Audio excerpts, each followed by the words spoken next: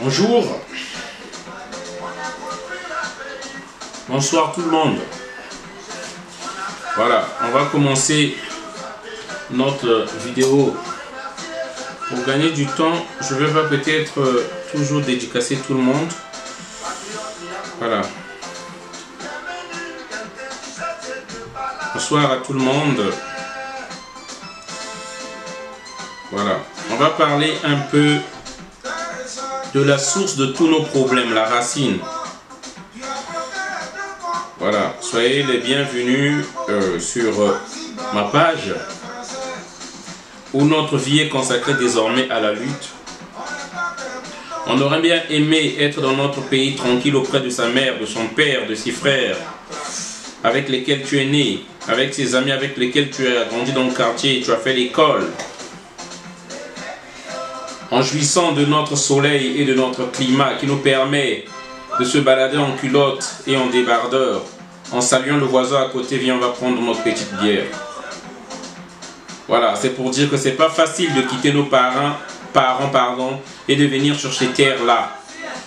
Parce que certains pensent que c'est une joie, certains oublient ce grand bonheur-là. Qui fait que, comme dit le proverbe de chez nous, on est mieux que chez soi.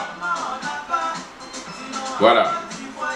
Alors, donc, je vais faire un peu vite et nous allons écouter une sœur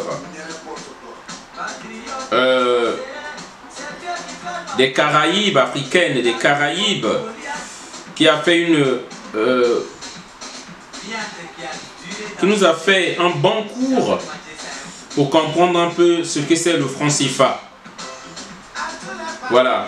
Et pour éveiller à tout le monde, à tous les panafricanistes, à tous les panafricains, que nous sommes dans une guerre. Eux, ils le savent, ceux qui nous combattent, que nous sommes dans une guerre. Seuls les Africains ne savent pas que nous sommes dans une guerre. Que une civilisation veut avaler une autre. Voilà. Et quelle audace! C'est la plus vieille civilisation qui ait existé sur la terre, l'Afrique, berceau de l'humanité. Donc, chers amis, nous ne devons pas oublier, comme on dit que l'homme vivra au détriment de l'homme, par la servitude des autres. Seuls les Africains ne peuvent pas comprendre. Pour certains occidentaux, l'histoire de l'Afrique commence à l'esclavage. Non. Et pour certains de nos frères mêmes africains, ils pensent que l'histoire de l'Afrique commence à l'esclavage. Non. Avant l'esclavage, il y a eu une histoire antérieure. Des grands royaumes, pardon. Des grands empires. L'empire du Monomotapa. L'empire du Mali. Hein? Le royaume Congo. Le royaume du Mali. De Soundiata Keita. Il y a eu les royaumes du Congo qui étaient là. Et nous avions tout ce qu'ils ont aujourd'hui. Avec la renommée du royaume du Mali, avec Soundiata Keita, où ils avaient déjà un parlement, pendant que l'Europe balbutiait encore pour chercher ces choses-là. Ils ont copié chez nous. On avait déjà la charte du Mandé qui stipulait les droits des individus, que tu ne pouvais pas tuer ton frère. Voilà, ça c'est l'histoire que vous devez déjà savoir. Notre histoire antérieure. Qu'on avait déjà une monnaie, qu'on appelait le Kori. Qu'on avait déjà des monnaies d'échange qui étaient des barres de métaux, qui étaient des poudres d'or.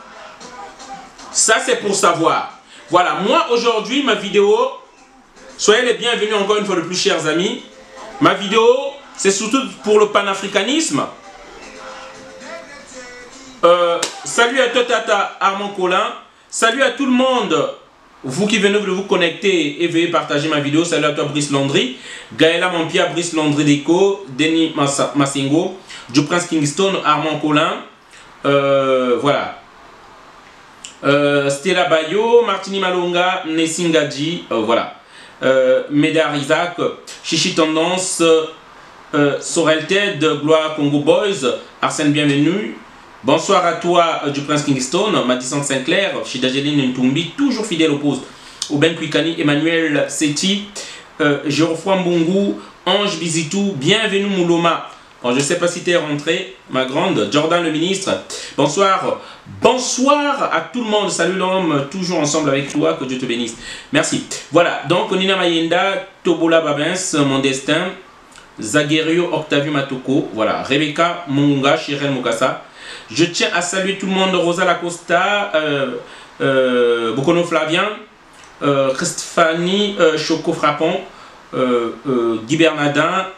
Voilà, je ne vais pas me figer vraiment toujours parce que ça me prend beaucoup de temps à saluer tout le monde. Chouchou Namboui, Séverin Tinou, Brigitte Aliana, Gladys Mindouli, Stella Loutaya, Chancel Fiviel.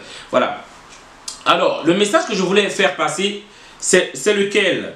C'est pour dire, il y a un problème que j'ai remarqué chez nous les Africains. Nous le savons, hein, ça nous arrive tous, même moi-même parfois, ça peut m'arriver. Mais il y a une capacité de combattre ces désirs inférieurs et qui nous mettent à genoux et qui rend difficile notre combat. Excusez-moi chers amis, excusez-moi.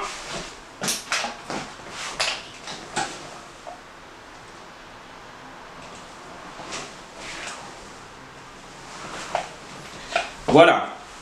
Qui rend difficile notre combat. L'Africain, comme on dit toujours, jaloux. On est souvent jaloux. On a peur parce qu'on se dit, ouais, Kémy Séba va être devant moi. Moi aussi, je suis un leader d'opinion. Moi, je pense que, entendons-nous, chers amis, le combat de Kémy Séba, soutenons-le. Le combat de Kémy Séba, c'est une branche de la grande lutte de la libération d'Afrique. Kémy Séba a choisi sa branche et son front, c'est sur le franc CFA. Mais nous savons que le combat de la libération d'Afrique est sur plusieurs fronts. Il y a le front de la dette, voilà, lié bien sûr avec le CFA, ok. Il y a le front sur les accords qu'on nous a fait signer, à nos pères.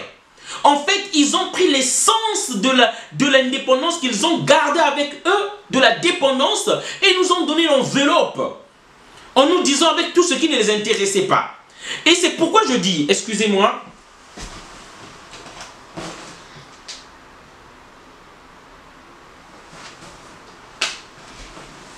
soutenons la lutte de Kémy Séba et la branche que le frère a choisie. Parce qu'il faut dire une vérité.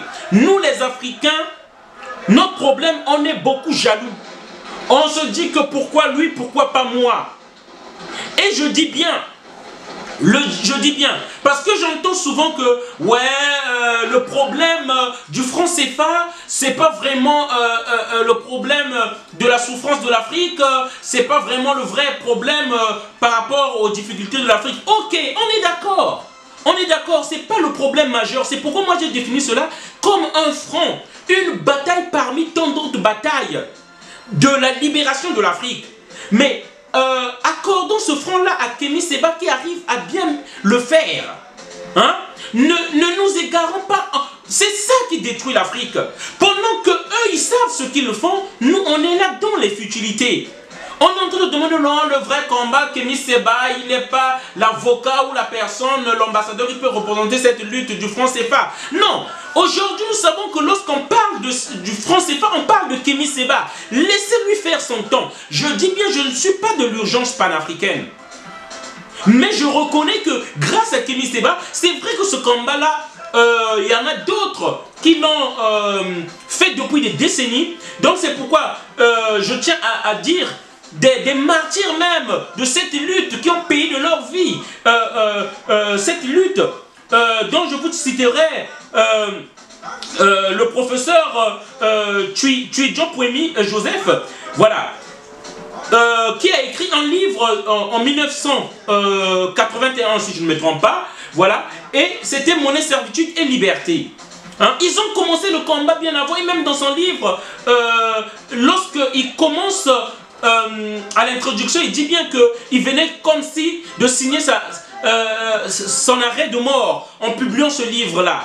Et il est mort 3 ans bien après, juste en écrivant ce livre-là. Et il a dit, si nous prenons pas au sérieux ce problème-là, attendez, voilà, je vais répéter mot par mot ce qu'il a dit. Aujourd'hui, faute d'accorder aux questions économiques, monétaires l'attention qu'elles méritent d'Afrique, l'Afrique inflige à ses enfants et plus encore à ceux qui ne sont pas encore nés des souffrances toutes gratuites. Donc moi je pense qu'il est temps de régler cette question de cette monnaie-là maintenant. Et comme Kémi Séba a eu l'initiative, a eu l'intuition de pouvoir prendre à bras le corps cette question, moi je pense que soutenons Kémi Séba. Il y a plusieurs fronts, il y a plusieurs batailles. Donc moi, je me bats aujourd'hui pour la libération de l'Afrique. J'apporte ma force. Et je me bats aussi pour mon pays, le Congo-Brazzaville, afin que ce dernier se libère. Et il y a plusieurs questions dans chaque pays. Il y a certains qui peuvent s'occuper d'abord de tous les accords bidons que nos pères ont signés. Et moi, je pense aujourd'hui, l'Afrique est réveillée.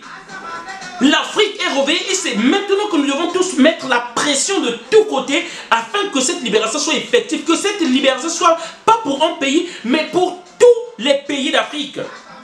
Et c'est dommage lorsqu'on voit aujourd'hui au Togo, c'est une honte, c'est la même chose qui se passe comme au Congo-Brazzaville. Et il y a des mains qui viennent de demander une grande marche,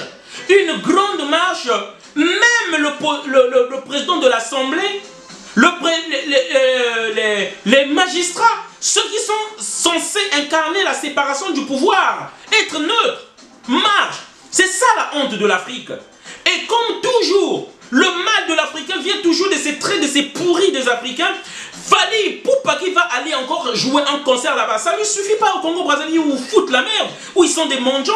Voilà qu'ils vont aller encore jouer. Et certaines idiotes, certaines naïves vont encore nous dire qu'ils font leur travail, ils font leur travail. Mais non, c'est vous qui mettez cette contradiction-là. C'est pourquoi on n'avance pas, trop de contradictions entre nous.